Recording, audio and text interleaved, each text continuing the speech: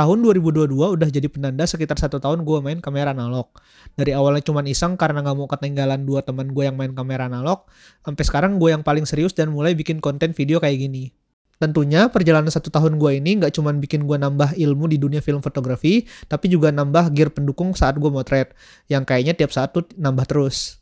So, di video series terbaru gue kali ini, gue bakal berbagi sama kalian mengenai update-update seputar film fotografi, sekalian nunjukin ke kalian berbagai koleksi yang baru aja gue beli yang berhubungan sama film fotografi. Nah, yuk langsung lihat apa aja yang baru kali ini.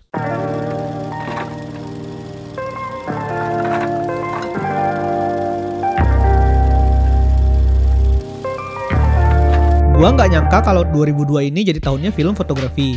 Setelah akhir tahun dikejutkan sama Kodak yang naikin harga, ternyata di tahun ini banyak banget brand-brand yang baru saja ngeluarin film-film terbaru mereka. Film warna pertama yang dirilis di tahun ini itu datang dari Adox, brand film asal Jerman.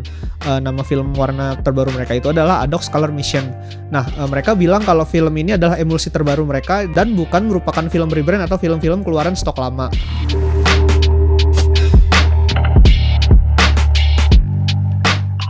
Gue pribadi udah nitip film ini sama temen gue yang tinggal di sana, cuman gue belum sempet nyobain karena dia belum balik. Jadi kalau misalnya dia udah balik, gue bakal review filmnya, jadi tunggu aja ya hasilnya nanti. Kemudian berita heboh kedua terkait rilisnya film baru di tahun ini justru datang dari film yang naikin harga filmnya, yaitu Kodak. Nah, secara mengejutkan beberapa waktu lalu mereka baru aja ngerilis film Kodak Gold dalam format 120. Nah, kabar ini sebenarnya agak mengejutkan karena 1-2 tahun belakangan Kodak sempat kayak agak ngejok gitu kalau misalnya mereka bakal ngerilis Kodak Gold dalam format 120. Ternyata mereka benar-benar ngerealisasiin dengan ngerilis film Kodak Gold dalam format 120 ini. Dan film ini bisa jadi alternatif film lainnya buat para medium format shooter karena seperti yang kalian tahu sendiri, film-film medium format itu sebenarnya jauh lebih sedikit opsinya dibanding film 35mm. Ditambah lagi harganya juga bakal 25% lebih murah dibanding Kodak Portra dan sejenisnya.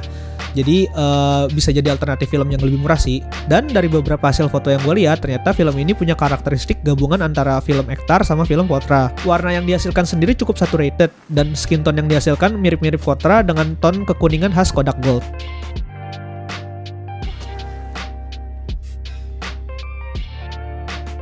Di hari yang sama Kodak ngeluncurin Kodak Gold dalam format 120, Cinestill juga ngeluarin film terbaru mereka, yaitu Cinestill 400D.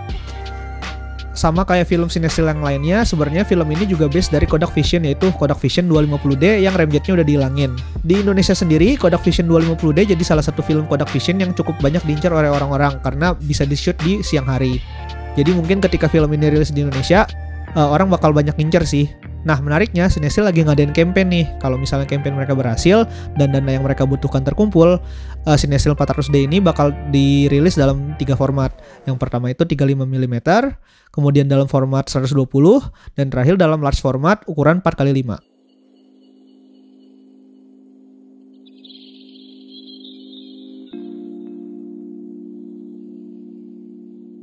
Nah, yang paling mengejutkan buat gue justru ada di film keempat yang akan rilis nanti. Film ini keluaran dari brand terbaru bernama Fugu Film. Nah, brand ini dibuat sama Japan Camera Hunter, salah satu penjual kamera yang ada di Jepang. Japan Camera Hunter ini adalah orang dibalik salah satu film BW yang paling banyak digunakan saat ini, yaitu JCH Straight Pen 400. Tadinya gue sempat mikir kalau Fugu Film 400 ini merupakan film rebrand atau film dari stok lamanya Fuji. Tapi ternyata Fugu Film 400 ini merupakan color positive film atau film slide yang emulsinya baru. Yap, berarti mereka benar-benar memproduksi film ini dari awal. Gue sendiri salut sih sama kegigihan mereka karena memproduksi film dari awal, apalagi membuat emulsi yang baru itu butuh biaya yang sangat besar dan belum tentu keuntungan yang mereka dapat itu bisa seimbang. Cuman karena mereka cinta sama film fotografi dan mereka pengen kalau film ini bakal tetap hidup sampai waktu yang lama, mereka memutuskan untuk membuat emulsi yang baru dari kantong mereka sendiri. Nah, kabar terakhir kalau misalnya kalian pernah dengar yang namanya Orwo Film, di pertengahan tahun kabarnya mereka bakal ngerilis film sinema yang baru. Nah, kita bisa lihat nanti ya perkembangannya kayak gimana.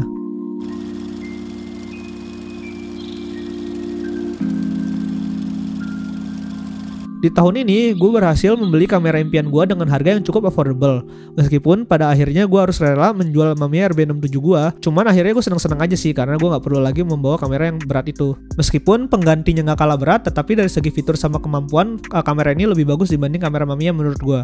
Yap, mungkin dari kalian ada yang udah bisa nebak kamera apa. Ini dia kamera terbaru gua, Pentax 67 generasi pertama.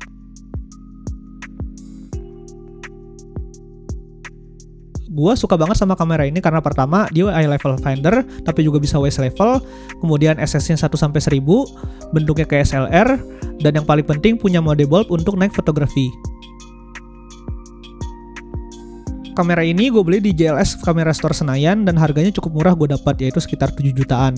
Dan FYI aja, kamera ini sekarang nembus 20 juta di marketplace. Lensa yang gue dapat dari kamera ini yaitu lensa dengan focal length 135mm f4. Menurut gue ini bukan lensa andalannya dia, cuman menurut gue untuk potret udah cukup oke banget sih. Mungkin kalau misalnya nanti gue punya rezeki yang lebih dan kebetulan nemu di marketplace, gue bakal beli lensa lainnya yaitu lensa 105mm yang jadi lensa andalannya dia dan juga lensa 55mm.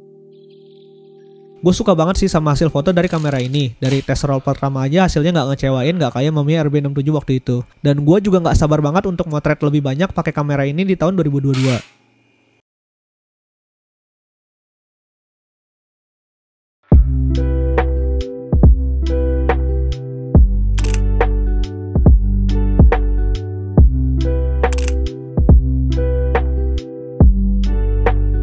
Nggak cuman Pentax 67, gue juga punya kamera baru lagi. Kamera kedua gue kali ini kamera pocket, namanya Canon AF35M. Gue beli kamera ini juga cukup murah di harga 900.000, tapi masih mulus banget dan ada data backnya. Gue butuh kamera pocket supaya kemana-mana kalau nggak niat hunting foto gue bisa bawa ini. Gue juga bisa bawa kamera ini pas gue sepedahan juga sih. Hasil fotonya pun cukup tajam, dan gue rasa dengan bukan 2,8, kamera ini udah cukup banget sih buat gue.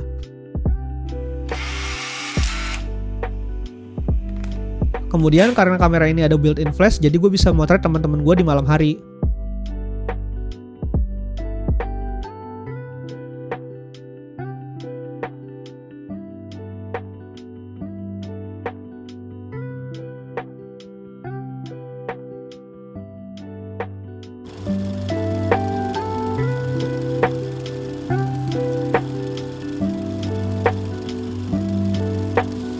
Sejak awal gue main kamera analog, entah kenapa gue selalu tertarik sama film expired. Nggak tahu ya, mungkin the idea of film yang udah nggak diproduksi itu jadi sesuatu yang collectible buat gue.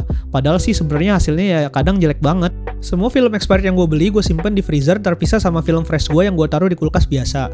Nah, beberapa film yang gue beli itu diantaranya Ektacolor Pro 160 yang expired di tahun 98. Kemudian ada Fuji Color 64T yaitu film tungsten. Kemudian ada Ektachrome juga yang udah expired. Ada beberapa film Fuji lainnya, kemudian ada Agfa Vista juga, ada Agfa CT Precisa yang merupakan film slide dari Agfa, kemudian masih banyak lagi sih.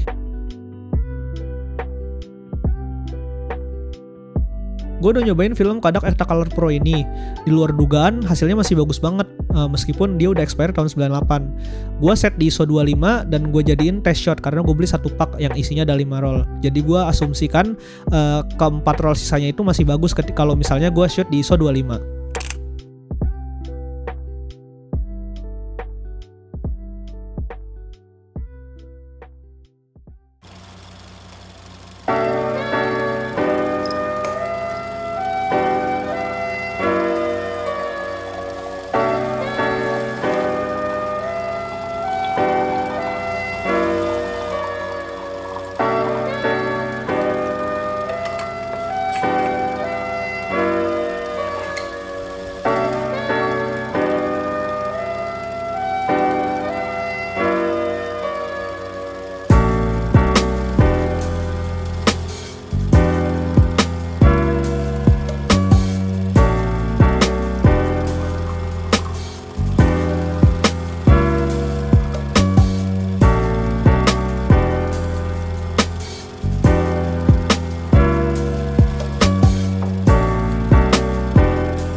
Update yang terakhir, di tahun ini mungkin gue akan lebih banyak invest di photobooks. So far gue baru punya 3, di mana salah satunya itu gue beli di Unobtainium Store, salah satu toko online yang khusus ngejual photobook. Nah, ini salah satu photobooks yang gue beli, judulnya Decades.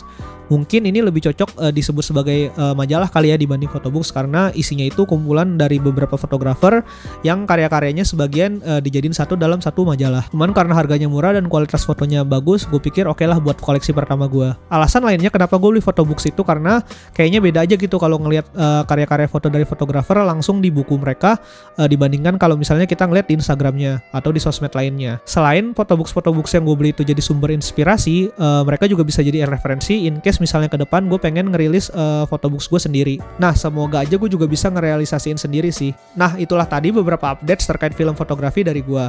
Kalau misalnya kalian suka videonya, jangan lupa like, jangan lupa kasih komen juga di kolom komentar, jangan lupa subscribe bagi yang belum supaya gue bisa ngasilin video-video lainnya, dan sampai jumpa di video-video berikutnya.